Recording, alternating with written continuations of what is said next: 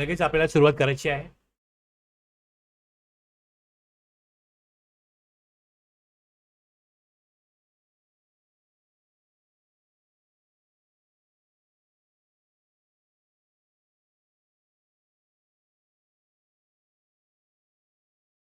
तर आपण पुढचे नियम वाचू त्या अगोदर पुढचे नियम वाचण्यापूर्वी मला थोडंसं मी आता कशा प्रकारे ईवे बिलला काम होतं, पोर्टलला ईवे बिलचं काम होतं हे थोडं दाखवत आहे.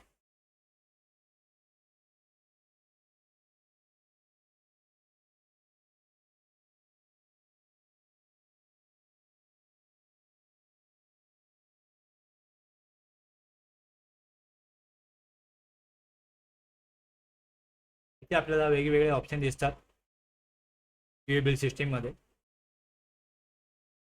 थोडंसं हे बघून घेतलं वर्षावर तर मग तुम्हाला पुढचे नियम समजायला सोपं झालं. उद्देश हा आहे. हे सगळे ऑप्शन कसे वापरायचे हे सांगणार नाहीये इकडे. फक्त इकडे जे पुढचे जे नियम आहेत ते समजण्यासाठी, ते थोडं लक्षात येण्यासाठी, सोपं पडावं यासाठी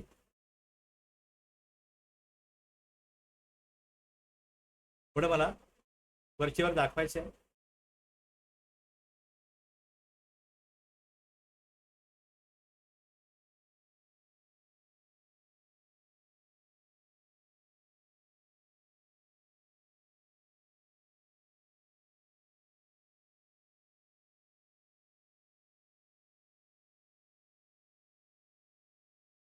सुरुवात करायची आहे. अजून सगळे जॉईन झालेले नाहीत. जास्त वेळ घेतलाय आज सगळ्यांनी जॉईन व्हायला.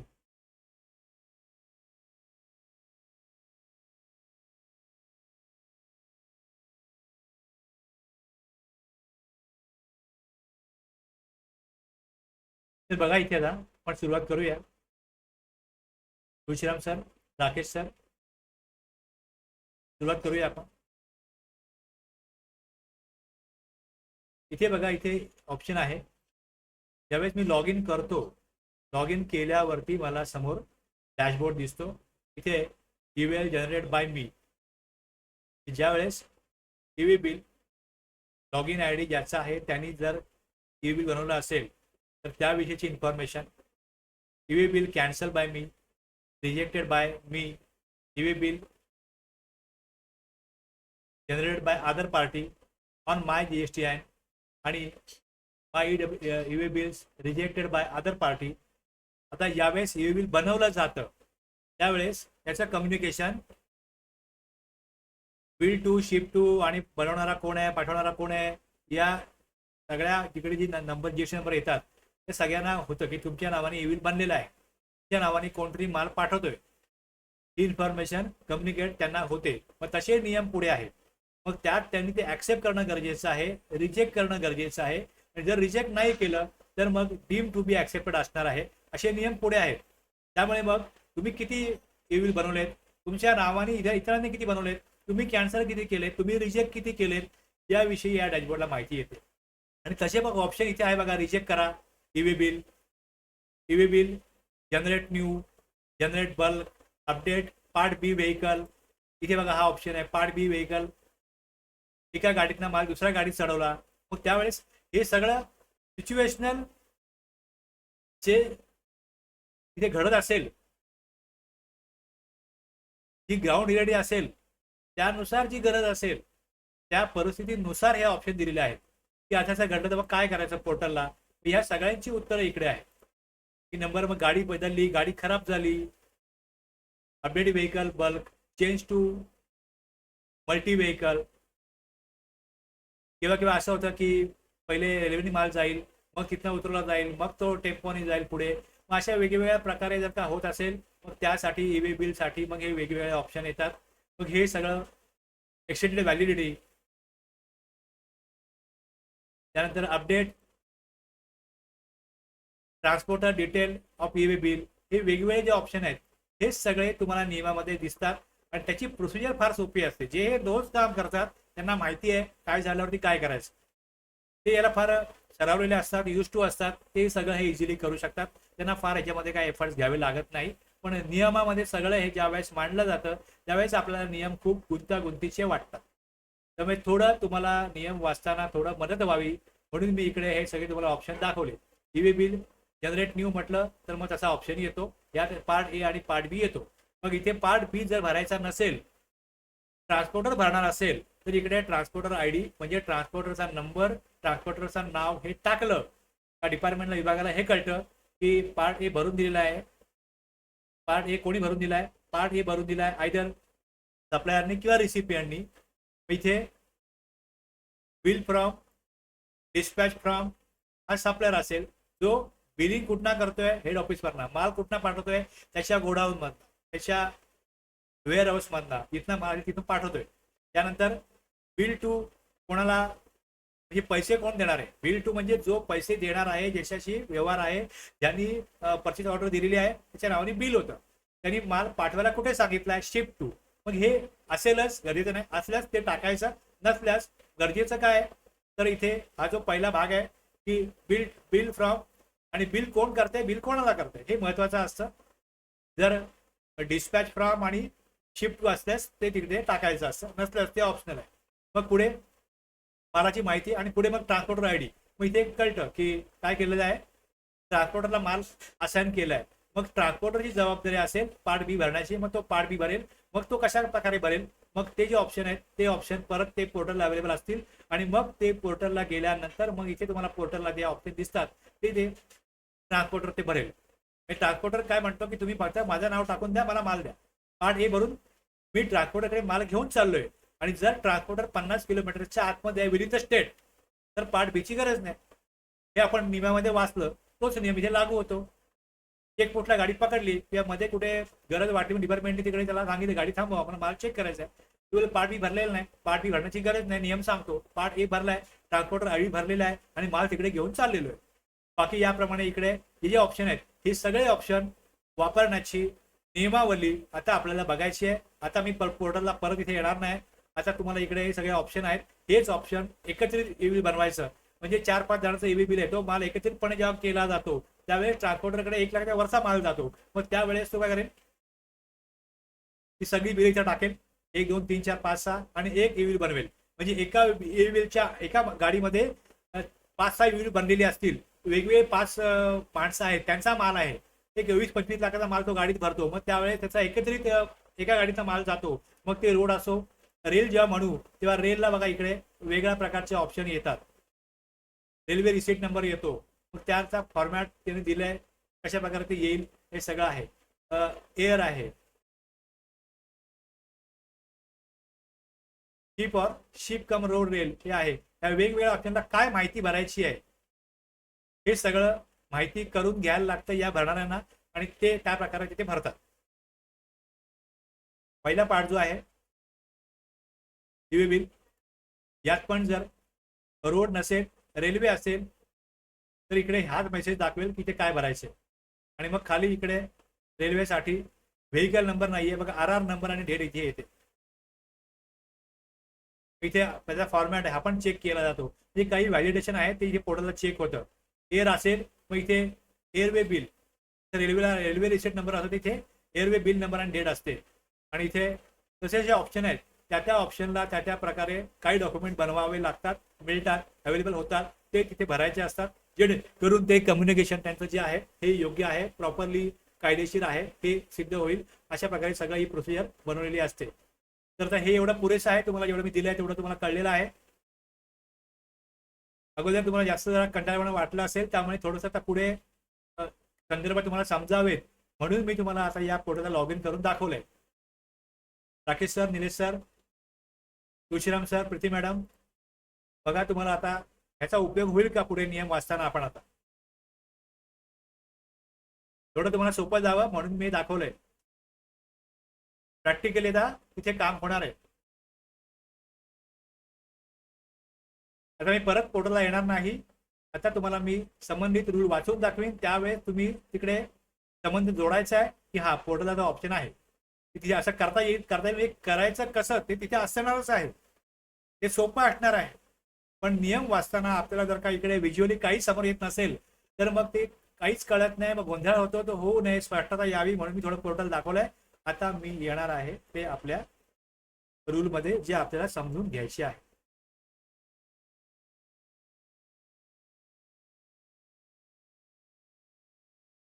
आता ज्यावेळेस काय केलं जाईल,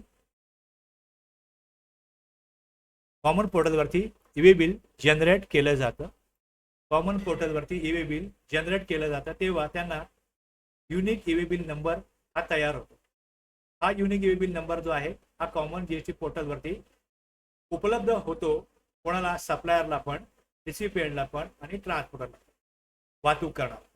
इकडे जी इन्फॉर्मेशन दिली जाते, आता जर ट्रान्सपोर्टर समजा ईवे बिल जनरेट करत असेल तर त्या ट्रान्सपोर्टरनी माहिती भरली, सप्लायरची माहिती भरली, रिसिपियंटची, आणि त्यांना आपल्या नावाने कोणी ईवे बिल बनवतोय हे माहितीच नाही असं होणार नाही. इमिजिएटली पोर्टलवरून त्यांना SMS जातो की तुमच्या नावाने बिल टू, कोण बिल करतंय, बिल फ्रॉम, बिल टू, ही इन्फॉर्मेशन ज्यांचा जीएसटी नंबरती टाकला जाईल त्यांनी दिलेल्या रजिस्ट्रेशनच्या वेळेस किंवा मग अमेंडमेंट करून दिलेल्या त्यांच्या मोबाईल नंबरवरती कम्युनिकेट केली जाते किंवा ईमेलला कम्युनिकेट केली जाते. त्यांना कळतं की काय केलंय, उपलब्ध कशी होणार, त्यांना उपलब्ध कशी होणार. तर आयदर एक इन्फॉर्मेशन आहे ती SMS जाऊ शकते किंवा ईमेलनी जाऊ शकते, त्यांना ती पाठवली जाते. ईवे बिल जनरेट होताच ईवे बिल नंबर जो आहे तयार होतो आणि तो सप्लायर, रिसिपियंट, ट्रान्सपोर्टरला एकतर त्यांना ईमेलला जाईल, मोबाईलला जाईल, किंवा मग जे पोर्टल आहे त्या पोर्टलला, तुम्हाला मी मागे दाखवलं की पोर्टलला इकडे इन्फॉर्मेशन डॅशबोर्डला येते की त्यांच्या नावाने ईवे बिल बनलेलं आहे.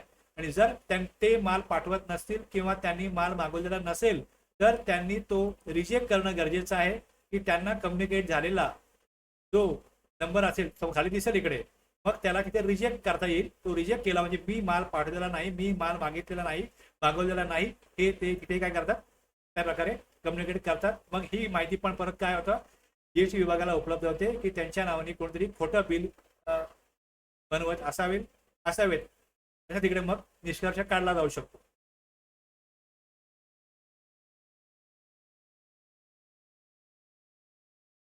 हे झालं कम्युनिकेशन. म्हणजे इथे ट्रान्सपरन्सी मेंटेन होते, एक पारदर्शकता मेंटेन होते की कोण माल कोणाला पाठवते. पण जर त्यात कोण लबाडी करत असेल तर मग त्या लबाडीवरती रिस्ट्रिक्शन आणण्याकरता कम्युनिकेट जेव्हा होईल त्यावेळेस रिजेक्ट करणं ही जबाबदारी त्या सप्लायरची, त्या रिसिपियंटची, त्या टॅक्सपेअरची राहील. आता जेव्हा एका वाहनाचा माल दुसऱ्या वाहनात टाकला जातो, कुठलंही कारण असो, काही गरज असो, की त्यांना गाडी बदलायची आहे, त्यांच्या सुविधेकरता ट्रान्सपोर्टरला किंवा टॅक्सपेअरला ती गाडी बदलू शकतात. गाडी बदलण्याकरता सरकार त्यांना काय थांबवणार नाही, फक्त ती माहिती त्यांनी कम्युनिकेट केली पाहिजे. मग ती माहिती पार्ट बी मध्ये आपण बघितलं, वाहनाची माहिती असते. ती काय करतील, तर गाडी बदलली गेली, गाडी दुरुस्त झाली किंवा त्यांच्या सुविधेकरता त्यांना वेगळ्या गाडीत माल चढवू शकतात. फक्त त्यांनी काय केलं पाहिजे, तिकडे ही माहिती अपडेट केली पाहिजे. आता प्रोवायजो काय सांगतो बघा, अपवाद पार्ट बी केव्हा भरण्याची गरज नाही.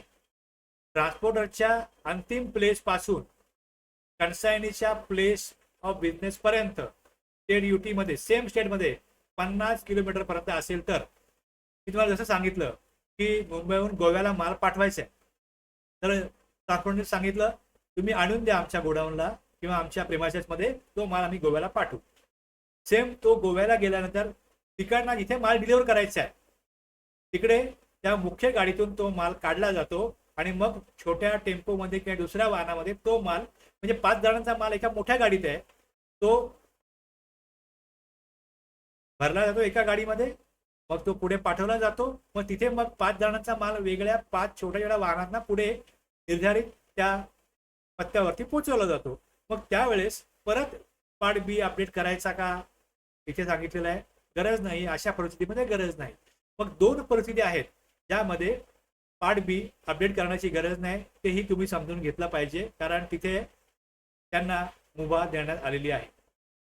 तर ईवे बिल मध्ये वाहनाची माहिती पार्ट बी भरणे आवश्यक आहे, पण कधी आवश्यक नाही. 2 एक्सेप्शन आपण वरती पण इथे बघितलं की एक 138 रूल, सब रूल 3 मध्ये थर्ड प्रोवायजो आहे, आणि आता आपण जो वाचतोय रूल 138(5) त्यातला प्रोवायजो यामध्ये अपवाद आहे, जिथे पार्ट बी अपडेट करण्याची गरज नसते.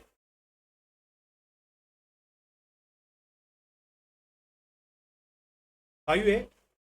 तर कन्सायनर, आता इथे ईवे बिल जो काय नंबर आहे, assignment of e-way bill number, त्याविषयी आहे. त्याचा एक प्रोविजो पण आहे, पटकन वाचतो मराठीत मी. माल जेव्हा एका वाराने दुसऱ्या मालात बदलताना त्याला ट्रान्सशिपमेंट म्हणतात. कन्सायनर किंवा रिसिपियंट पार्ट ए मध्ये भरलेली माहिती आहे किंवा ट्रान्सपोर्टर ईवे बिल नंबर दुसऱ्या रजिस्टर किंवा एनरोल ट्रान्सपोर्टरला असाइन करू शकतो, जेणेकरून पुढील वाहतुकीसाठी पार्ट बी मध्ये वाहनाची माहिती अपडेट करतात. हे सगळं प्रोसिजर आहे ती पोर्टलला सहज होते. फक्त तसं करण्यासाठीचा नियम जो आहे तो शब्दामध्ये मांडताना खूप जास्त तुम्हाला इथे लिहिलं जातं आणि मग ते प्रोसिजर माहीत नसेल तर तुम्हाला इथे ते कंटाळवाणं बोरिंग वाटू शकतं, कारण तुम्हाला याचा अर्थबोध होत नाही. त्यामुळे हे समजून घ्या. पार्ट बी मध्ये वाहनाची माहिती आहे, पार्ट ए मध्ये त्या ट्रान्सपोर्टरची टॅक्स पेअरची माहिती जी आहे पार्ट ए मध्ये, मालाविषयी माहिती पार्ट ए मध्ये. मग त्याचा जो नंबर आहे असाइन केला जातो. ट्रान्सपोर्टर बदलण्याची सुविधा देणे पार्ट बी अपडेट झाल्यानंतर. मग पुढे आता हे सगळं होतं तर याचे संबंधित रिपोर्ट जे आहेत ते डिपार्टमेंटला मिळतात. त्याच्याकडे त्यांचा जो काय सिस्टीम असेल कम्प्युटराइज सिस्टम, त्यामुळे ही सगळी माहिती इझिली मिळते.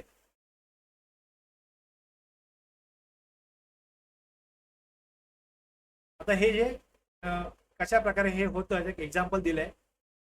एक प्रेस रिलीज काढली गेली होती, त्यामध्ये दिलं होतं की कसं होतं की 3 सिटी आहेत, एक्स, वाय आणि झेड. सिटी एक्स मधनं सिटी झेड मध्ये माल पाठवायचा आहे, समजा मुंबई टू दिल्ली. तर डायरेक्टली तो माल एकाच वाहनातनं मुंबई टू दिल्ली पाठवला जात नाही. मध्ये एखादी सिटी आहे, सिटी वाय, समजा अहमदाबाद गुजरातमध्ये, मग तिकडे तो माल उतरवला जातो. मग अशा वेळेस कशा प्रकारे ती मुवमेंट केलं पाहिजे, म्हणजे इथे एका वाहनाचा माल दुसऱ्या वाहनात टाकला जातो आणि मग तो पुढे पाठवला जातो. त्याच्यावरती स्पष्टीकरण स्पष्ट होण्याकरता एक एक्झाम्पल दिलेलं आहे. हे त्या प्रेस रिलीज मधून आलेलं आहे. पार्ट ए, इथे त्यांनी ईवे बिल फॉर्म भरला, कन्सायनर कडनं एकदाच भरला जातो. ईवे बिल ट्रान्सपोर्टर ए ला असाइन केला जातो. ट्रान्सपोर्टर ए काय करतो, पार्ट बी मध्ये वाहन तपशील भरतो, सिटी एक्स सिटी वाय मध्ये नेतो. सिटी वाय मध्ये गेला तर ट्रान्सपोर्टर ए तोच ईबीएन ईवे बिल नंबर ट्रान्सपोर्टरला बी ला असाइन करतो. ट्रान्सपोर्टर बी काय करतो, पार्ट बी मध्ये अपडेट करतो. हे पोर्टलला सहज होतं आणि मग तो माल पुढे नेतो आणि डिपार्टमेंटला ही इन्फॉर्मेशन सुद्धा सहज उपलब्ध होते. सहज उपलब्ध होते, पण प्रोसिजर पोर्टलला होते, नियम आपल्याला कागदावर दिसतो. एवढंच लक्षात घ्या. एकत्रित ईवे बिल, आता इथे एकाच वाहनातील अनेक मालांच्या खेपांसाठी एकत्रित ईवे बिल. आता जसं A B C D E, समजा 5 वेगवेगळे लोक आले ट्रान्सपोर्टरकडे, ते बोलले की हे 5 बिल आहेत, हा माल आमचा आहे, तुम्ही पाठवा, आम्ही बिल बनवलंय, तुमचा नंबर असाइन केलाय. मग त्यावेळेस सोप्या पद्धतीने त्यांना ते माल पुढे पाठवता येईल, बिल बनवता येईल, असा जो ऑप्शन आहे तो पोर्टलला असतो. 138(1) नुसार प्रत्येक कन्साइनमेंटसाठी ईवे बिल आधी जनरेट केलेला असतो. आणि असे अनेक कन्साइनमेंट एकाच वाहनामधनं पुढे वाहतूक करायची असल्यास सोपं पडावं म्हणून ही प्रोसिजर आहे की ट्रान्सपोर्टर प्रत्येक कन्साइनमेंटसाठी जनरेट झालेल्या ईवे बिलचे सिरियल नंबर जीएसटी कॉमन पोर्टलवरती इलेक्ट्रॉनिकली जनरेट इंडिकेट करतो आणि त्यानंतर ट्रान्सपोर्टरला ही पण माहिती. मग हा तिथे ऑप्शन आहे ई बिल पोर्टलला कन्सिडर ईवे बिल, आणि तिकडे गेल्यानंतर जे अगोदर जनरेट केलेले ईवे बिल आहेत त्यांचे तिथे नंबर येतात, ते टाकले का पुढे ती इन्फॉर्मेशन प्रोसेस होते, ती जीएसटी विभागाला सहज उपलब्ध होऊ शकते. उद्देश याचा एवढाच आहे, एकाच वाहनात अनेक कन्साइनमेंट नेत असताना ट्रान्सपोर्टर फॉर्म जीएसटी PWB2 मध्ये एकत्रित कन्सोलिडेटेड ईवे बिल जनरेट करू शकतो. आता हे डिपार्टमेंटला कसं मिळतं, त्यांच्या साईटला ही इन्फॉर्मेशन कशी उपलब्ध होते, हे सगळं माहिती करून घेण्याची जबाबदारी ही तुम्ही आता हा क्लास बघत आहात तुमची आहे. तुम्ही हे रूल सगळे परत वाचाल आणि तुमच्याकडे कशा प्रकारे ही माहिती ते समजून घ्याल तर तुम्हाला इथे फार इझिली हे सगळं कसं काम चालतं हे कळेल.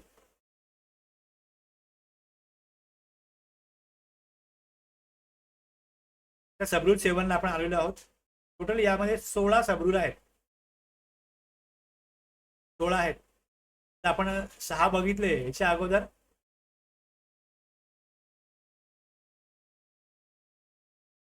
5A होता आणि त्याच्या अगोदर पण इथे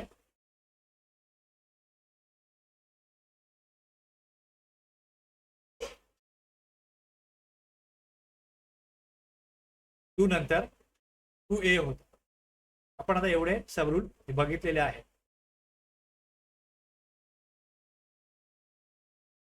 शंभर टक्के मी जेवढं बोलतोय तुम्हाला पटकन ग्रास होणार नाही, कारण की तुम्ही याच्यावरती काम करत नाही. तुम्ही हे बघितलेलं नसेल की ईव्हीबिल सिस्टममध्ये कसं काम होतं. तुम्हाला पटकन सगळ्या गोष्टी समजतील असं मला अपेक्षा नाही. मी तसं समजत नाही, पण तुम्हाला म्हणून मी थोडंसं ईव्हीबिल पोर्टल दाखवलं आणि त्यातल्या आता ज्या काय प्रोसिजर आहेत त्यानुसार तुम्हाला आता हे नियम समजून घ्यायचे आणि रिलेट करायचे की पोर्टलला कशा प्रकारे हे काम होईल.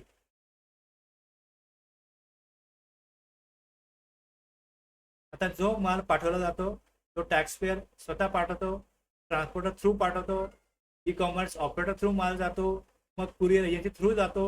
मग या सगळ्यांना ठराविक परिस्थितीमध्ये ट्रान्सपोर्टरने ईव्ही बिल तयार करण्याची जबाबदारी आहे, ती यात त्यांनी दिलेली आहे. थोड्या वेगळ्या कारणासाठी हा नियम आहे आणि यात दिलेलं आहे की एक्सेप्ट इन केस ऑफ, इथे रेल्वे एअर वेजल हे यात विचारात घ्यायचेच नाही. आणि दुसरं इथे इंटरस्टेट सप्लाय म्हटलेलं आहे. म्हणजे हा नियम कधी लागू होतो तर इथे स्पेसिफिकली म्हटलंय in respect of interstate supply. आता समजून घेऊया आपण यातली या नियमाची गरज काय आहे आणि कुठल्या परिस्थितीत हा नियम लागू होतो. कन्सायनर किंवा कन्सायनीने इथे फॉर्म जीएसटी EWB1 मध्ये ईव्ही बिल जनरेट केलेला नाही म्हटलंय आणि वाहनात नेल्या जाणाऱ्या सर्व कन्साइनमेंटची एकत्रित किंमत 50,000पेक्षा जास्त आहे. म्हणजे वेगवेगळ्या लोकांचा माल ट्रान्सपोर्टरकडे आला, त्यांच्या मालाची किंमत 50,000पेक्षा कमी आहे म्हणून त्यांनी ईव्ही जनरेट नाही केला. पण ट्रान्सपोर्टर जेव्हा वाहतूक करतोय, इंटरस्टेट सप्लाय करतोय, रेल्वे एअर वेजल ह्यांच्याकरता नियम लागूच नाही. ट्रान्सपोर्टरवर जबाबदारी आली बघा. आता इकडे ट्रान्सपोर्टरकडे कलेक्ट झालाय माल आणि तो राज्याबाहेर सप्लाय करतोय, इंटरस्टेट सप्लाय करतोय. Invoice bill of supply, delivery चलन याच्याकडे त्यांनी घ्यायचे, ज्यांचा माल आहे त्यांच्याकडे त्यांनी घेतलेले असतील ते वापरून त्यांनी ईव्ही बिल जनरेट करणे बंधनकारक. म्हणजे इथे ईव्ही बिल बनवण्याची जबाबदारी ट्रान्सपोर्टरवरती आली आहे, कारण की तो 50,000पेक्षा जास्त अमाऊंटचा माल राज्याबाहेर घेऊन जातोय किंवा इंटरस्टेट मुवमेंट करतोय. मालाची वाहतूक सुरू होण्यापूर्वी ट्रान्सपोर्टर इच्छेनुसार फॉर्म तर इथे त्याला कन्सोलिडेट ईव्ही बिल सुद्धा बनवता येऊ शकतं. जर त्याचं अगोदर ईव्ही बिल बनलं असेल तर मग कन्सोलिडेट, अदरवाईज त्याला काय करायला लागेल, या सगळ्या मालाची इन्फॉर्मेशन इथे भरायला लागेल. तर अशा परिस्थितीमध्ये हा नियम ट्रान्सपोर्टरला त्याचं ईव्ही बिल बनवण्यास सुविधा देण्याकरता हा नियम आहे. कन्सायनर किंवा कन्सायनीने ईव्ही बिल जनरेट न केल्यास ॲग्रिगेट कन्साइनमेंट व्हॅल्यू जे लिमिट आहे त्याच्या पुढे गेली तर मग इंटरस्टेट सप्लाय जर ट्रान्सपोर्टर करत असेल तर त्याला ईव्ही बिल जनरेट करणं गरजेचं आहे. अदरवाईज मग पेनल्टी फाईन ही ट्रान्सपोर्टरवरती लागेल. टॅक्सपेअर काय बोलतील, आमचं इनवॉइस तर 50,000पेक्षा कमी अमाऊंटचं होतं, राज्याबाहेर माल पाठवायला त्याला दिला. इथे ट्रान्सपोर्टरवर जबाबदारी टाकलेली आहे. आता इथे इंट्रास्टेट मुवमेंट साठी हा नियम नाहीये, लक्षात घ्या. हा इंटरस्टेट साठी आहे. हा नियम जो आहे स्पेसिफिकली इंटरस्टेट साठी म्हणतो. ट्रान्सपोर्टरवरती ईव्ही बिल जनरेट करण्याची कोणती स्टॅट्युटरी ऑब्लिगेशन नाही इंट्रास्टेट साठी. आता ईव्ही बिल संदर्भातलं प्रायमरी रिस्पॉन्सिबिलिटी ज्यावेळी हे मी स्पेसिफिकली का दिलंय, ज्यावेळेस कुठला नियम मोडलेला आहे हे जीएसटी विभागाला बघायचं आहे. त्यानुसार त्यांना शो कॉज आणि पुढे विचारणा करायची आहे. त्यामुळे स्पेसिफिकली प्रत्येक नियम हा एका डीप लेवलला सखोलपणे हा लक्षात घ्यायचा आहे आणि त्यामुळे ते मुद्दे जे आहेत ते इथे आपण अधोरेखित करत आहोत आणि समजून घेण्याचा आपण प्रयत्न करत आहोत. कायद्यानुसार काय गरजेचं आहे, कायद्यानुसार काय करणं गरजेचं आहे, काय प्रोसिजर तिथे आहेत, पोर्टलला काय, नियमात काय, सेक्शन काय, हे सगळं तुम्हाला समजून घेण्याकरता तुम्हाला हे परत वाचून समजून घ्यावं लागेल आणि संबंधित मुद्दे जे आहेत मी इकडे दिलेत ते तुम्हाला लक्षात घ्यावे लागतील, तरच तुम्हाला हे एका कायद्याच्या उच्च स्तरावरती तुम्हाला हे कळेल. कारण की तुमच्याशी जे व्यक्ती बोलायला येतील ते कायद्याचे प्रॉपर अभ्यासक असतील आणि तेवढंच अभ्यासक तुम्ही असाल तरच तुम्हाला त्यांच्याशी ते काय बोलतात हे समजेल आणि त्यांना तुमची बाजू काय आहे, तुम्ही का तिकडे त्यांनी कुठला कायदा मोडलाय सांगायला हे तुम्ही तेव्हाच सांगू शकाल. त्यामुळे त्या स्तरावर तुम्हाला समजून घेण्यासाठी गरजेचं आहे की तुम्हाला पण एक उच्च स्तरावरती एक्सपर्ट लेवलला हे सगळं कळणं गरजेचं आहे. त्यामुळे मी इथे काही मुद्दे अधोरेखित केलेले आहेत ते तुम्ही वाचून समजून घ्या, तर तुम्ही याच्यामध्ये प्रॉपरली या सगळ्या कारवाईमध्ये व्यवस्थित भाग घेऊ शकाल. जर तुम्हाला इंडिपेंडेंटली करायचं असेल कुठलंही प्रोसिजर या सगळ्या कारवाईमध्ये भाग घ्यायचा असेल, इंडिपेंडेंटली जबाबदारी घ्यायची असेल तर तुम्हाला या डीप लेवलला माहिती असणं गरजेचं आहे. किंवा जो कोण जबाबदारी घेतोय तो मग कुठल्या आधारावरती काम करतोय त्याला असेच करताना तुम्हाला हे कळलं पाहिजे. त्याकरता एवढं सगळं आपण मांडत आहोत. रूल 138 मध्ये आलो होता. पाठ ए मधील माहिती नोंदणीकृत पुरवठादाराला उपलब्ध करून देणे. आता यामध्ये पाठ ए मधील माहिती, आता ही जी माहिती आहे हे हा पण एक असा आहे की जीएसटी वर मध्ये ही माहिती ऑटोमॅटिक भरता येते, ही कम्युनिकेट होते जीएसटी पोर्टलला आणि ती मग ईव्ही बिलची माहिती जीएसटी वरला वापरता येते. आता बघा ज्यांच्याकडे सॉफ्टवेअर आहे या सॉफ्टवेअरमध्ये इनवॉइस बनला का तीच माहिती जीएसटी वनला वापरता येते, त्यांना याची काही गरज नाही. पोर्टलकडून ती माहिती जीएसटी वन मध्ये येते, त्यांच्याकरता ह्याची काही गरज नाही. जे मॅन्युअली बिलिंग करतात त्यांच्याकरता हे सगळं उपयोगी पडू शकतं. अदरवाईज जीएसटी वन फायलिंग सुलभ करणं वगैरे दिले जीएसटी पोर्टलनी, पण याची काही गरज पडत नाही. म्हणजे जी इनवॉइसची माहिती आहे ती पार्ट ए मध्ये भरलेली आहे ती जीएसटी वन करता उपलब्ध होईल. एवढाच हा रूल सांगतो 138.8. 138.9 मध्ये ईव्ही बिल रद्द करण्याची माहिती, की इथे माल पाठवायचा आहे पण काही कारणास्तव ऑर्डर कॅन्सल झाली तर ईव्ही बिल रद्द केलं जाऊ शकतं. मग त्यासाठी ईव्ही बिल जनरेट केलेलं आहे, मालाची वाहतूक झाली नाही किंवा ईव्ही बिल तपशिलाप्रमाणे नाहीये, काहीतरी चुकलंय त्यांचं, ईव्ही बिल कॅन्सल होईल. जनरेट झाल्यापासून 24 तासाच्या आतच इनवॉइसला पण हाच नियम आहे की जनरेट केलं डॉक्युमेंट ईव्ही बिल असो किंवा इनवॉइस असो आणि 24 तासामध्ये ते कॅन्सल केलं जाऊ शकतं पोर्टलला. अपवाद काय म्हटलंय, जर का ईव्ही बिल बनवलं आणि ईव्ही बिलची तपासणी झाली, पुढे आहे 138B नुसार तपासणी केली जाऊ शकते. एकदा का ते चेकपोर्टला जीएसटी विभागाने पकडलं तर मग ईव्ही बिल रद्द करता येत. प्रोव्हाइडेड फर्दर दॅट, पुढचं काय म्हणतो इथे प्रोव्हाइजो की 138.1 अंतर्गत जनरेट झालेला युनिक नंबर फॉर्म पार्ट बी मध्ये माहिती अपडेट करण्यासाठी 15 दिवसापर्यंत वैध राहतो. आता समजा काश्मीर वरून कन्याकुमारीला माल चाललाय तर मध्ये मल्टीस्टेट मुवमेंट आहे, बरीच राज्यामध्ये येतील, तर जर गरज पडत असेल ट्रान्सपोर्टरला तर ईव्ही बिल नंबर जो आहे युनिक नंबर जो आहे पार्ट ए जो आहे पार्ट बी जो आहे तो 15 दिवसापर्यंत अपडेट होऊ शकतो. जर 15 दिवसामध्ये निर्धारित स्थळावरती तो माल पोहोचला नाही आणि जर तिथे गाडी बदलायची वेळ आली तर मग पार्ट बी अपडेट होणार नाही.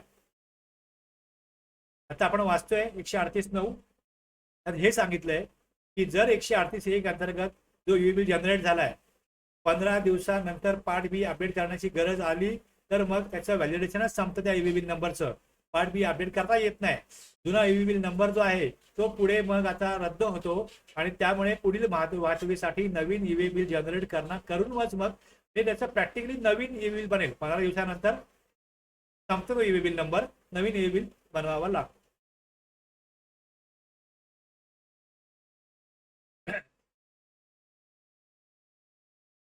असा पुढचा रूल जो आहे ईव्ही बिल बनवला जातो, मालाची वाहतूक सुरू होते, त्यानंतर त्याची वैध कालावधी व्हॅलिडिटी पिरियड हा किती काळापर्यंत असू शकेल.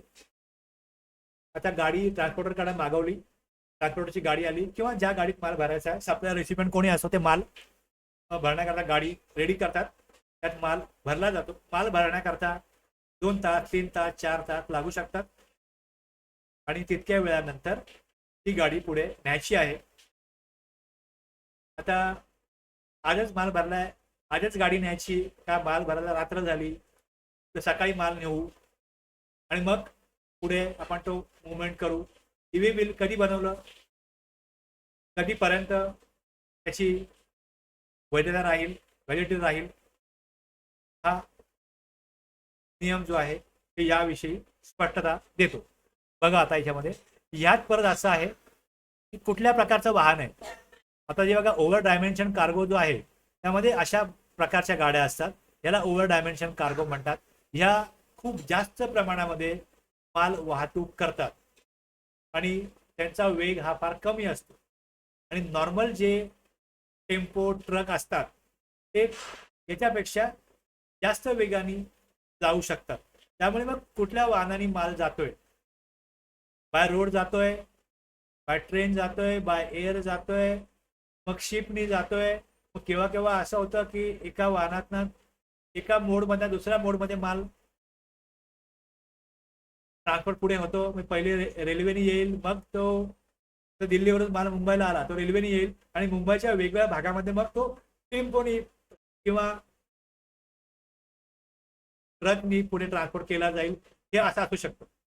मग त्यासाठी मग नियम बनवताना हे सगळं विचारात घेतलंय. त्यासाठी ठरवलंय इथे की validity period E bill number बनलाय तो किती काळापर्यंत व्हॅलिड राहील, किती किलोमीटरपर्यंत व्हॅलिड राहील, हे सगळं आलंय. आता इथे up to 200 kilometre 1 day in cases other than over dimensional cargo असेल किंवा मल्टी मॉडेल शिपमेंट असेल हे त्यामध्ये हे नाहीये. हे जर नाहीये तर 200 किलोमीटरला 1 दिवस व्हॅलिडिटी राहील. ए बिल बनवलंय आणि माल जातोय तर तिकडे 1 दिवस व्हॅलिडिटी आहे ए बिलची 200 किलोमीटरसाठी. फॉर एव्हरी 200 किलोमीटर और part there of additional day, additional 1 day.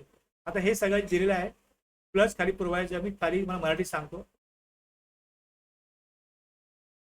बरंच आहे याच्यामध्ये पण व्हॅलिडिटी पिरियड समजून घेण्याकरता.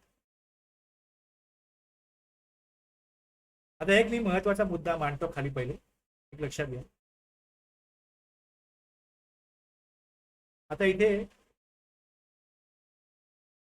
आज तारीख आहे समजा 1 फेब्रुवारी, आजची डेट आहे 1 फेब्रुवारी 2024. इथे माल रेडी केला, हा माल घेऊन जायचा आहे. किती अंतर आहे, जर अंतर आहे 200 किलोमीटर, 200 किलोमीटरच्या आतमधलं अंतर आहे. लेट्स से आपण धरूया की 180 किलोमीटर आहे. मुंबईहून सातारा वगैरे समजून चला माल चाललाय, 180 किलोमीटर पर्यंत अंतर असू शकेल. पुणे काहीतरी 110 किलोमीटर आहे, पुढे अजून काही अंतर असेल. एक्झाम्पल आपण घेतलं की 180 किलोमीटर पर्यंत समजा असेल.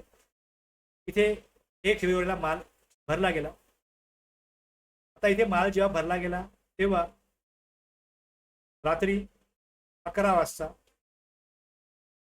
11 PM म्हणजे पण 24 आवर्सचा क्लॉक घेतला तर 11 वाजता हा माल भरला गेला. तर 200 किलोमीटर पर्यंत याची व्हॅलिडिटी जी आहे ती आता इथे 1 डे मोजायचं आहे, 1 दिवस व्हॅलिड राहील. तर वन डे मोजला जातो. आता इथे 11 वाजले, जसं हा दिवस संपेल 1 फेब्रुवारी इथपासून ते पुढच्या दिवसाचा पिरियड आहे. म्हणजे इथे आता पुढे 2 फेब्रुवारी आणि पुढे इकडे 3 फेब्रुवारी. आता इथे 11 वाजल्यानंतर 1 दिवस व्हॅलिडिटी पिरियड जो आहे ईव्ही बी जनरेटेड मिडनाईटच्या आधी. आता मिडनाईटच्या आधी जनरेट केला मी, बघा थोडं मोठा करतोय.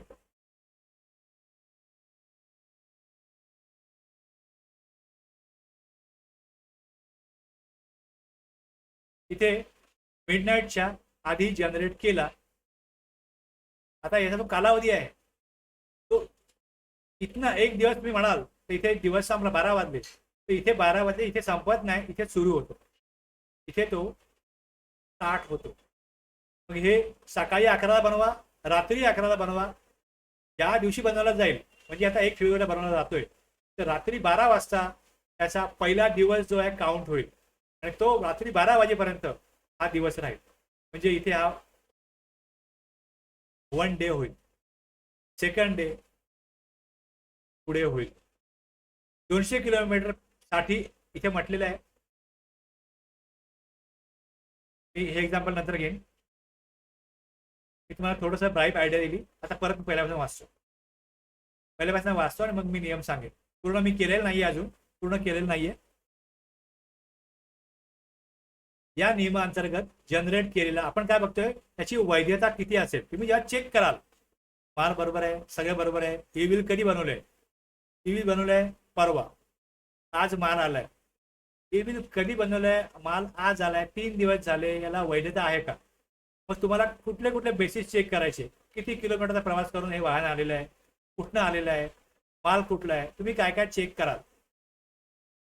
सप्लायर कोण आहे, ई बिल कोणी बनवलंय, सप्लायरनी बनवलंय, रिसिपियंटनी बनवलंय, ट्रान्सपोर्टरनी बनवलंय, कधी बनवलंय, किती किलोमीटरसाठी हे आलेलं आहे, हे सगळं तुम्ही बघाल आणि त्यानुसार त्याची व्हॅलिडिटी बरोबर आहे की नाही हे चेक करण्याकरता तुम्हाला हा 138 सबरूल 10 जो आहे हा उपयोगी पडणार आहे आणि तो तुम्हाला समजून घेणं गरजेचं आहे. ह्यात फार गुंतागुंत आहे, म्हणून मी काय करतोय, तुम्हाला व्यवस्थित वेळ घेऊन सांगतोय आता की त्यांनी ई बिल जनरेट केलाय, तो इंडिपेंडंट आहे किंवा मग तो कन्सिडर्ड आहे, तो किती अंतराकरता आलेला आहे, आधारित ठराविक कालावधीसाठी वैध असतो. हे सगळं लक्षात घ्यायचं.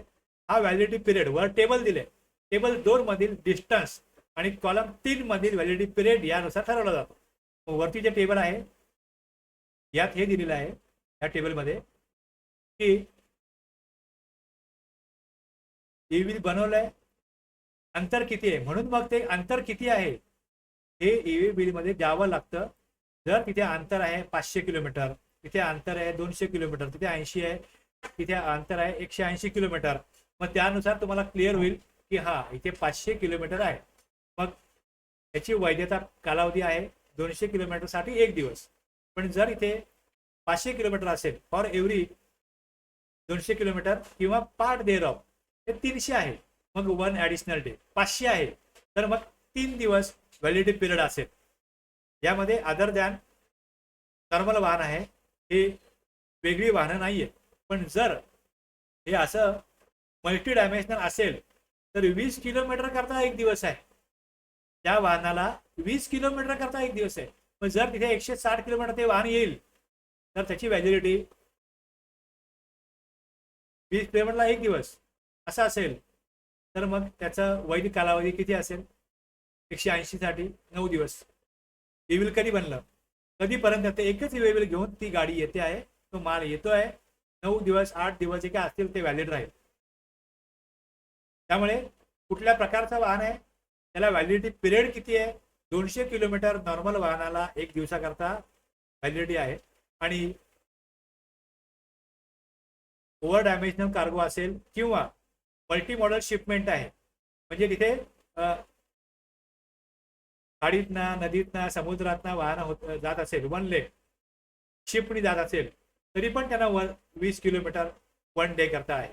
हे सगळे मुद्दे तुम्हाला विचारात घ्यावे लागतील. त्यानुसार तुम्ही व्हॅलिडिटी पिरियड ठरवू शकाल आणि तो मोजायचा कधीपासनं, हे बिल बनलं तर मोजायचा कधीपासनं. मग त्यासाठी त्यांनी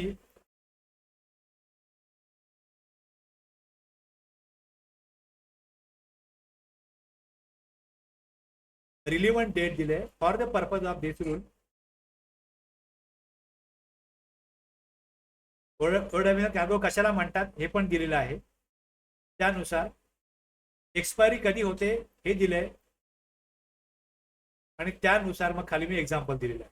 जे वर दिलंय, सामान्य माल ओव्हर डायमेन्शन कार्गो नसलेला 200 किलोमीटर पर्यंत 1 दिवस ई बिल व्हॅलिड राहील आणि 200 किलोमीटर किंवा त्याचा भाग 1 अतिरिक्त दिवस 250 किलोमीटर असेल मग 2 दिवस व्हॅलिड राहील. आणि ओव्हर डायमेन्शनल कार्गो असेल किंवा मल्टी मॉडेल शिपमेंट जिथे एक टप्पा शिपने आहे त्यांना 20 किलोमीटरपर्यंत 1 दिवस आणि 30 किलोमीटर असेल तर मग अतिरिक्त 1 दिवस, म्हणजे 40 किलोमीटरपर्यंत 2 दिवस त्यांची व्हॅलिडिटी राहील त्या ईव्ही बिलची. म्हणजे इथे मालाच्या अंतरानुसार योग्य वेळ दिलेली आहे. ईव्ही बिल एकदा बनवा, त्याचा व्हॅलिडिटी पिरियड वाहनानुसार किंवा त्याच्या मोडनुसार ठरवला जातो. अनावश्यक लांब व्हॅलिडिटी टाळणे, वाहतूक वास्तवाशी प्रॅक्टिकली जे गरजेचं आहे त्यानुसार प्रॅक्टिकल मुवमेंटशी जुळवणे, यानुसार हा नियम गुंतागुंतीचा होतो. 138:10 नुसार ईव्ही बिलची वैधता मालाच्या अंतरावरती अवलंबून असून सामान्य मालासाठी 200 किलोमीटरला 1 दिवस आणि ओव्हर डायमेन्शनल कार्गो किंवा मल्टी मॉडेल शिपमेंट असेल म्हणजे माल एका वाहनातनं मग पुढे दुसरा टप्पा जो आहे किंवा एक टप्पा जो आहे हा शिपणी आहे त्या 20 किलोमीटर 1 दिवसाकरता आहे. आणि ॲडिशनल 200 किलोमीटर किंवा 20 किलोमीटर ज्या प्रकारे असेल वाहतूक अतिरिक्त 1 दिवस त्याची वैधता असेल. मग आता आपण एक्झाम्पल मांडलेलं आहे, आपण त्या एक्झाम्पलला येणार. इथपर्यंत कळलं असेल तर येस रिप्लाय करा.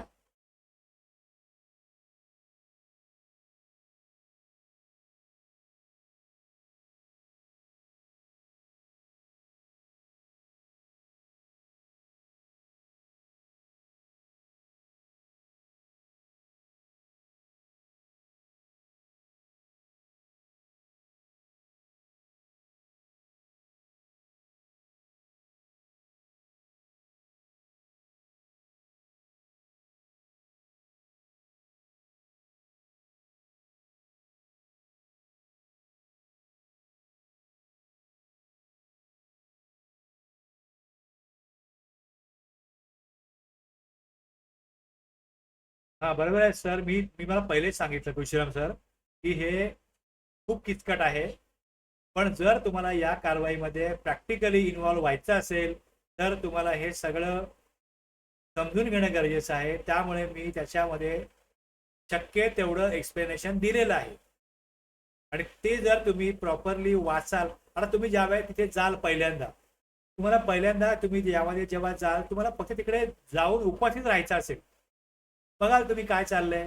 जे अनुभवी व्यक्ती असतील ते ऍक्च्युअल मध्ये तिथे प्रॅक्टिकली इम्प्लिमेंटेशन करतील या नियमाचं, या कारवाईचं, आणि तुम्ही फक्त त्यांना मदत करायला असाल. आणि मग जसं जसं तुम्ही काळ पुढे जाईल नियमाचा अभ्यास कराल, त्याविरुद्ध अभ्यास कराल आणि मग तुम्हाला एक कळत जाईल कायदा गुंतागुंतीचा का होतो. कारण की परिस्थिती तशी असल्या कारणाने सर्व परिस्थितीमध्ये कायदा कशा प्रकारे इथे इम्प्लिमेंट करायचा आहे, कायदा कशा प्रकारे बनवायचा आहे हे लॉ मेकर करता एक चॅलेंज असतं. मग लॉ मेकर सर्व परिस्थिती लक्षात घेऊन तो कायदा बनवतात आणि अभ्यासकांना त्याप्रमाणे त्याचा अभ्यास करावा लागतो. आणि त्याप्रमाणे आम्ही अभ्यास करतो, आम्ही अभ्यासक आहोत आणि तुम्हाला आम्ही सोप्या भाषेमध्ये सांगण्याचा प्रयत्न करतो की बघा तुम्ही कारवाईमध्ये भाग घेणार आहात, असे असे मुद्दे आहेत, संबंधित हे परिस्थिती आहे आणि त्यानुसार मग तिथे त्यांना गरजेनुसार टॅक्सपेअरला काही रिलीफ पण देण्याची गरज आहे. म्हणजे सगळ्यांची सोय लक्षात घेऊन आणि राष्ट्राचं हित लक्षात घेऊन आपल्याला रेव्हेन्यूचा विकास करायचा आहे आणि त्यातला जे टॅक्स चोर आहे त्या टॅक्स चोरांना आपण थांबवायचं आहे. त्यामुळे आपल्याला त्याचा विकास करणं ही जबाबदारी सगळ्या टॅक्सपेअरची आहे. मग थोडं हे लक्षात घेऊन टॅक्सपेअरला पण थोडा त्रास सहन करायला लागतो आणि कर्मचारी अधिकारी आहेत त्यांना तर याचा पगार मिळतो. त्यामुळे त्यांना पण ते शिकणं गरजेचं आहे आणि त्यांना आपली जबाबदारी, आपली कर्तव्य पार पाडण्याकरता हे सगळं या प्रक्रियेचा भाग आहे, समजून घ्यावा लागेल. आणि मग हे सगळं करून आपण मग एकत्रितपणे आपल्या राज्याचा देशाचा विकास करू शकतो.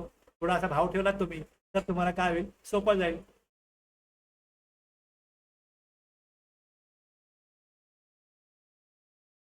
तुम्ही तुम्ही काय भावनेने ऐकताय, काय भावनेने समजून घेताय. प्रीती मॅडम, मी पीडीएफ नोट्स फार पूर्वी दिलेल्या आहेत, तुम्ही बघितल्या नसतील कदाचित. मी शेअर केलेल्या आहेत पीडीएफ नोट्स. नॉर्मली मी क्लास सुरू होण्या अगोदरच शेअर करत आलोय. कधी कधी एक्सेकम किटमध्ये शेअर केलं ते राहिले असतील. मी शेअर केलं आहे संपूर्ण पूर्ण 73 पेजेस आहेत. त्याची पीडीएफ तुम्हाला व्हॉट्सअप ग्रुपमध्ये मिळेल, बघा तुम्ही.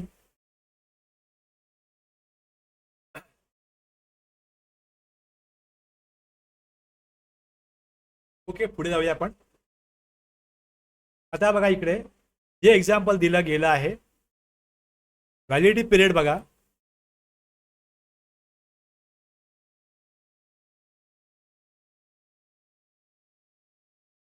पहिले मी हा कोर्स 60 तासामध्ये पूर्ण करत होतो. आता हा कोर्स दुप्पट कालावधीचा झालेला आहे. कारणच हे आहे की एवढी गुंतागुंत आहे. आणि 60 तासामध्ये पण असंच व्हायचं की मी 10 जणांची बॅच घ्यायचो, 2-3 लोक शेवटपर्यंत टिकायचे आणि मग त्यांना घेऊनच मला क्लास पूर्ण करायला लागायचं. आता पण असंच आहे की लाईव्ह क्लासला जेमतेम 2-4 लोक येतात, लाईव्ह क्लास चालतो. बाकीचे ज्यांना शक्य ते रेकॉर्ड बघतात, ज्यांचं फ्रिक्वेन्सी खराब झाली आहे, शिकण्याच्या अवस्थेत नाही आहेत, त्यांनी कोर्स सोडून दिलाय.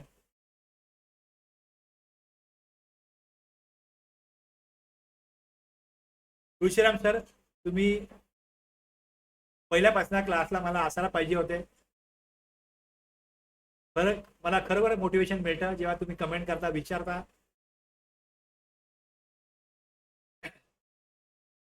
राकेश सर, निलेश सर पहिल्यापासून आहेत. प्रीती मॅडम पण असतात बऱ्याच वेळा. आणि तुम्ही जेव्हा जॉईन केला आहे, तुम्ही पण आता रेग्युलर आहात. आता आय होप उरलेला कोर्स आपला चांगल्या प्रकारे पुढे जाईल. तर आपण येत आहोत. आता आपला केस 1 आपण इथे मांडलेली आहे. इथे बघा काय केलं. 24 तारखेला 14 तारखेला 14 मार्चला काय घ्यायला इकडे ईव्ही बिल जनरेट झालं.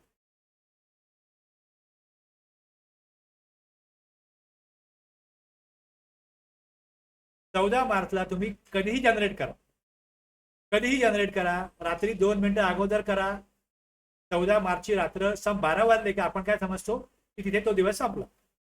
15 मार्चला म्हणजे जे सुरुवात होईल दिवस मोजायला, पहिला दिवस हा 15 मार्च आहे.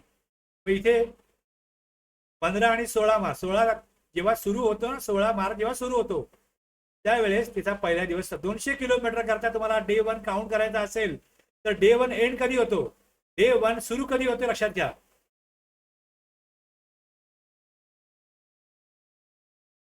याप्रमाणे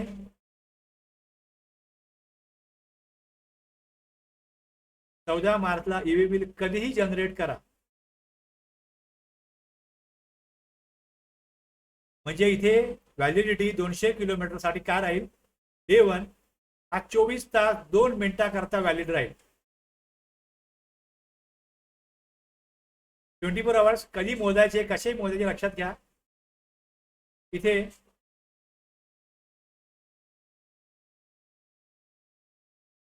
इथे डे 1 संपला असं होत नाही. इथे डे 1 सुरू होतो, इथे संपतो.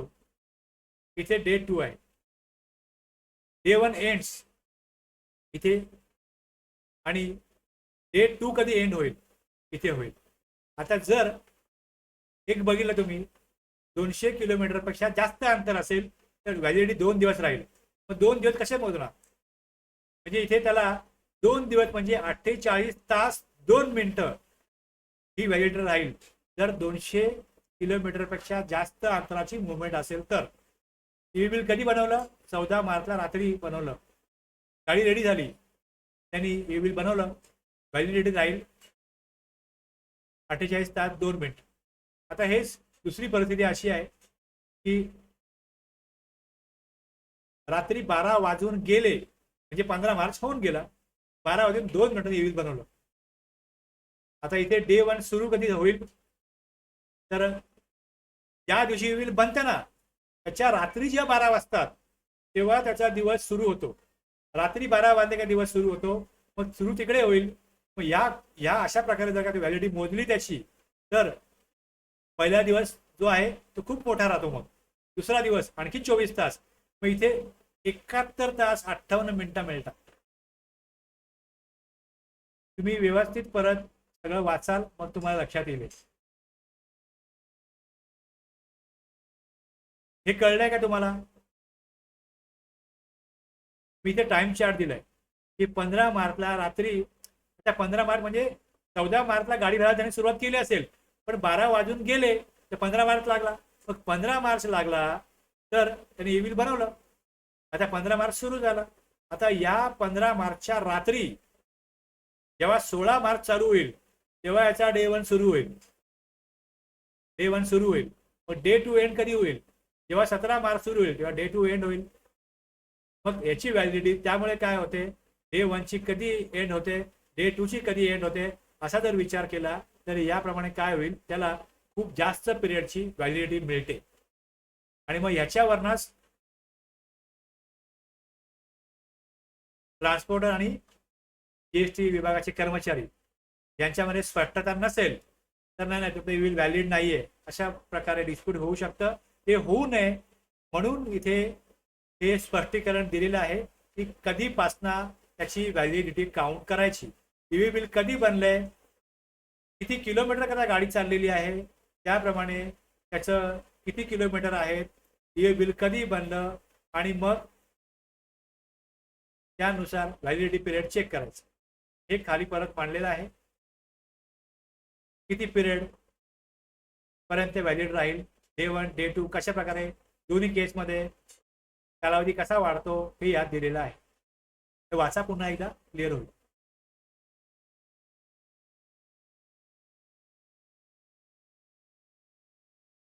आता इथे प्रोव्हायडर काय म्हणतो, व्हॅलिडिटी पिरियड एक्सटेंड केला जाऊ शकतो कमिशनरकडनं. व्हॅलिडिटी कधी एखादा पूर आला, काही पुढे वादळ झालं, काय झालं तर मग कमिशनर वाढवू शकतात किंवा मग टॅक्सपेअर वाढवू शकतो. दोघांनाही पॉवर दिलेली आहे व्हॅलिडिटी पिरियड वाढवण्याची.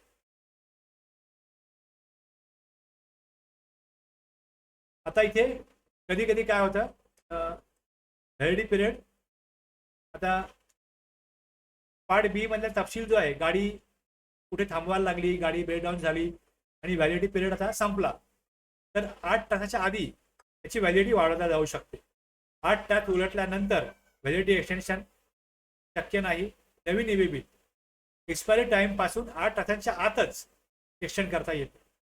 मी पिरियड दिलाय, तुम्हाला माहिती आहे की आपण वेळेत पोहोचणार नाही, वेळेत पोहोचू शकत नाही तुमची गाडी, व्हॅलिडिटी पिरियड एक्सपायर होतोय तर तिथे अगोदरच ते तिथे काय करू शकतात, त्याची व्हॅलिडिटी पिरियड एक्सटेंड करू शकतात.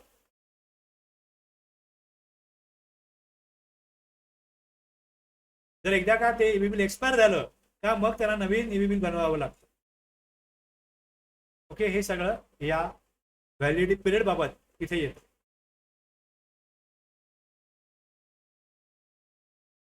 इथपर्यंत आपण गुंतागुंत आहे समजून घ्या. आता पुढे थोडी गुंतागुंत नाहीये. इथे ईव्ही बिलचा तपशील जो आहे हा सप्लायरला आणि रिसिपियंटला उपलब्ध होतो. त्याने तिथे ऍक्सेप्टन्स किंवा रिजेक्शन दिलं पाहिजे. माझा माल आहे मी ऍक्सेप्ट करतो, माझा माल नाहीये मी रिजेक्ट करतो. मग जर त्यांच्या नावाने तो माल पाठवला गेला नसेल किंवा त्यांच्या नावाने माल येत नसेल तर तिथे त्यांनी पोर्टलवरती त्यांना ती उपलब्ध माहिती करून दिलेली आहे.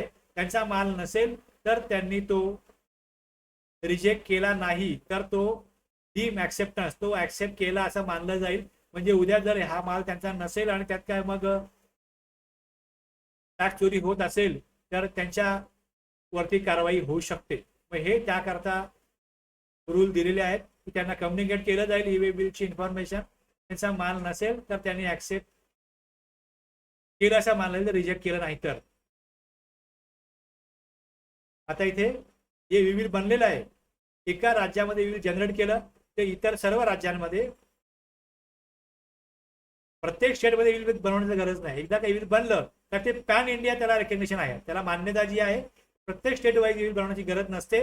इंटरस्टेट मुवमेंट असेल तर मग ते स्मूथली एकदा ईव्ही बनवलंय सगळ्या राज्यामध्ये काय होईल, ते ईव्ही बिल व्हॅलिड राहील. काही परिस्थितीमध्ये ईव्ही बनवण्याची गरज नाहीये. मग ती परिस्थिती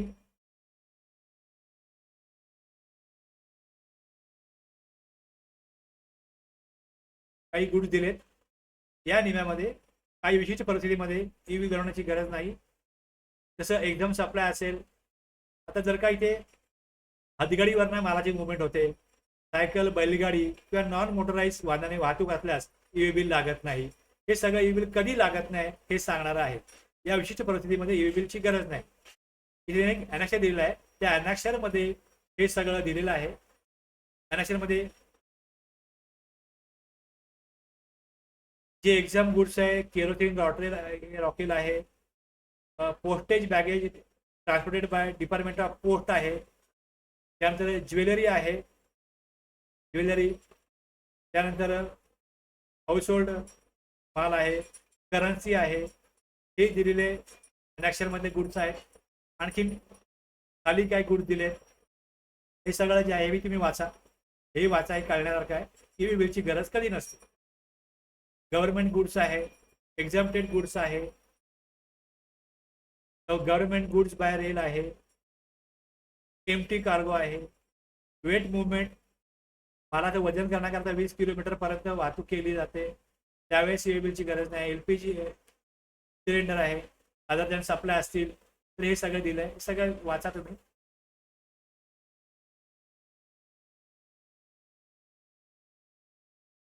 पुढे आपल्याला 138A टू 138F जे आहेत हे आता आपले पुढच्या क्लासमध्ये, पुढच्या सेशनमध्ये जातील.